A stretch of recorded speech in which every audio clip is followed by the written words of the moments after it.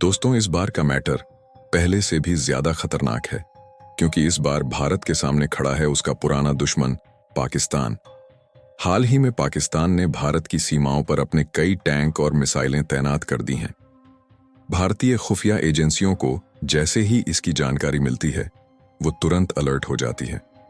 India को यकीन हो जाता है कि पाकिस्तान किसी बड़े हमले की तैयारी कर रहा है। भारत अपनी सीमाओं पर पहले से तैनात फौज को हाई अलर्ट पर डाल देता है। लेकिन पाकिस्तान ने इस बार नई चाल चली है। उसने चीन से एडवांस हथियार खरीदे हैं और उन्हें अपनी सीमाओं पर तैनात कर दिया है। साथ ही पाकिस्तान ने अपने सबसे खतरनाक आतंकवादी गुटों को भी भारत में घुसपैठ करने का आदेश दे दिया है। भारत को अब हर मोर्चे पर सतर्क रहना होगा, चाहे वो जमीन हो, हवा हो या समुंदर। पाकिस्तान की तरफ से कई ड्रोन भारत की सीमा में घुसने की कोशिश करते हैं, लेकिन भारतीय एयर डिफेंस सिस्टम उन्हें हवा में ही मार गिराता है। इसके बाद पाकिस्तान रडार से बचने वाले फाइटर जेट्स भेजता है, जो भारत की सेना पर हमला करने के इरादे से आगे बढ़ते हैं। लेकिन भारत अपने ब्रह्मोस मिसाइल सिस्टम को एक्टिवेट कर देता है और कुछ ही पलों में पाकिस्तान के फाइटर जेट्स को मार गिराया जाता है। अब पाकिस्तान अपनी नेवी को एक्टिव करता है और कराची पोर्ट से कई सबमरीन्स को हिंद महासागर की तरफ भेजता है। इनका मकसद भारतीय ऑनएल शिप्स को निशाना बनाना है, ताकि भारत को फ्यूल सप्लाई ना मिल सके। लेकिन भारत पहले से तैयार है। इंडियन नेवी अपने सबसे एडवांस्ड वॉरशिप्स और सबमरीन्स को अलर्ट पर डाल देती है। समुद्र में अब दोनों देशों की ताकतें आमने सामने हैं। भारतीय सबमरीन्स और ड्रोन पाकिस्तान की सबमरीन्स पर हमला करते हैं। इसमें पाकिस्तान को काफी नुकसान होता है, लेकिन पाकिस्तान पीछे हटने वाला नहीं है। वो अपने सभी टैंक्स को राजस्थान बॉर्डर की तरफ बढ़ा देता है। भारत भी जवाबी कार्रवाई में अपने सभी टैंक्स और मिसाइल यूनिट्स को अलर्ट कर देता है। अब जंग सिर्फ समुंदर में नहीं, जमीन पर भी शुरू होने वाली है।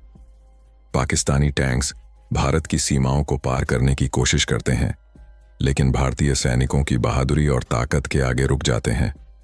पाकिस्तान को लगता है कि अगर उसने अभी कुछ बड़ा नहीं किया तो भारत पूरी तरह से जवाबी हमला कर देगा। ऐसे में पाकिस्तान अपने सभी एयरबेस को एक्टिवेट करता है और अपने सबसे खतरनाक फाइटर जेट्स को हवा में भेजता है। भारत को जैसे ही इसकी जानकारी मिलती है, वो अपने सुखोई और राफेल जेट्स को हवा में भेज देता है। आसमान में अब भारत और पाकिस्तान की वायुसेनाएं एक दूसरे के सामने हैं। दोनों देशों के जेट्स आपस में भिड़ते हैं और आसमान में भयानक युद्ध शुरू हो जाता है। इस दौरान भारत के कई पायलट्स अपने जौहर दिखाते हैं और पाकिस्तान के कई जेट्स गिरा दिए जाते हैं। अब पाकिस्तान पूरी तरह से बौखला जाता है। वो भारत के कई शहरों पर मिसाइलें दागने की धमकी देता है, लेकिन भारत शांत नहीं बैठता। वो पाकिस्तान के लॉन्च पैड्स को पहले ही निशाना बना लेता है और एक एक करके सभी लॉन्चिंग साइट्स को तबाह कर देता है। पाकिस्तान की एक बड़ी योजना नाकाम हो जाती है। इस बीच पाकिस्तान ईरान से तेल मंगवाने की कोशिश करता है, लेकिन ईरान न्यूट्रल बना रहता है और दोनों देशों से दूरी बनाए रखता है। भारत सऊदी और यूएई से मदद मांगता है और उन्हें हाई प्राइस पर तेल देने के लिए राजी कर लेता है। भारत के पास अब फिर से ताकत आ जाती है और वो पाकिस्तान के खिलाफ एक बड़ी योजना तैयार करता है। पाकिस्तान अब चीन से मदद मांगता है, लेकिन चीन इस बार चुप रहता है, क्योंकि उसे डर है कि भारत पर हमला करने से उसकी खुद की अर्थव्यवस्था खतरे में पड़ जाएगी। पाकिस्तान अकेला पड़ता जा रहा है, लेकिन वो अब भी हमले की तैयारी कर रहा है। भारत की खुफिया एजेंसी RAV को पता चलता है कि पाकिस्तान एक न्यूक्लियर टेस्ट की तैयारी में है। इस खबर के बाद भारत की सुरक्षा एजेंसियां एक्टिव हो जाती हैं और PMO से इमरजेंसी मीटिंग बुलाई जाती है। भारत अब पाकिस्तान के न्यूक्लियर साइट्स पर प्री एम्पेटिव स्ट्राइक करने की योजना बनाता है।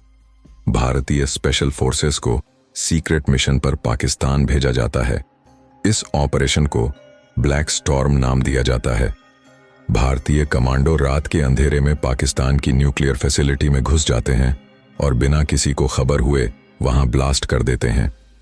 पूरी दुनिया दंग रह जाती है। पाकिस्तान की सबसे बड़ी ताकत को भारत ने चुपचाप खत्म कर दिया है। पाकिस्तान अब पूरी तरह से कमजोर पड़ चुका है। भारत अब पाकिस्तान की सीमाओं में घुसने की तैयारी करता है, लेकिन इसी दौरान अमेरिका, रूस और यूरोपियन देश दोनों देशों से अपील करते हैं कि वो अब जंग बंद करें। पाकिस्तान की सरकार अब पीछे हटने को तैयार हो जाती है, लेकिन भारत शांति तभी मानेगा जब पाकिस्तान भविष्य में आतंकवाद को पूरी तरह से खत्म करने का वादा करे। आखिरकार पाकिस्तान समझौते के लिए तैयार हो जाता है। भारत इस लड़ाई में सिर्फ अपनी ताकत ही नहीं दिखाता, बल्कि दुनिया को यह भी बता देता है कि जब तक भारत है, कोई भी देश उसकी ओर आंख उठाकर नहीं देख सकता। अगर आपने ये पूरी सुनी है तो अब आप समझ चुके होंगे कि भारत को कमजोर समझने की भूल कोई ना करे। अगले वीडियो के लिए वीडियो को लाइक करके चैनल को जरूर सब्सक्राइब करें, क्योंकि अगली बार की वीडियो और भी ज्यादा जबरदस्त होगी। तब तक अपना ख्याल रखें। जय हिंद, जय भारत।